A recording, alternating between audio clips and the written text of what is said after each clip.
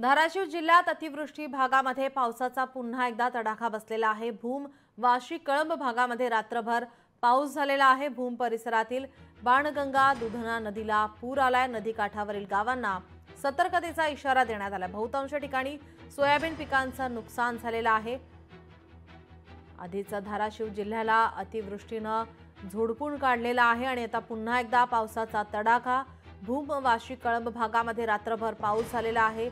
या ठिकाणी नदीला पूर आलाय। नदीकाठावरील गावांना सतर्कतेचा इशारा देण्यात आलाय। भूम परिसरातील बाणगंगा दुधना नदीला पूर आलेला आहे। आपले प्रतिनिधी काकासाहेब कांबळे आपल्यासोबत फोन लाईनवरून जोडलेले आहेत। काकासाहेब, काय सध्याची परिस्थिती? नीलम, गेली 2-3 दिवसापासून पाऊस उघडला होता, मात्र रात्री मोठा पाऊस झाला। भूम असेल, परंडा असेल आणि धाराशिव जिल्ह्यातील अनेक भागात आता पुन्हा पाऊस झालाय आणि पाऊस झाल्यानं आधीच नुकसान झालेलं सोयाबीन पुन्हा नुकसानीत गेलंय आणि आता लोकांना सतर्कतेचा इशाराही आता प्रशासनाकडून दिला जात असून अनेक गावात पाणी शिरल्यानं आता लोकांना नवीन समस्येला आता तोंड द्यावं लागत आहे। नीलम जी, धन्यवाद काकासाहेब आपण दिलेल्या माहितीसाठी। लोकशाही मराठी ऐका, पहा, जागरूक रहा।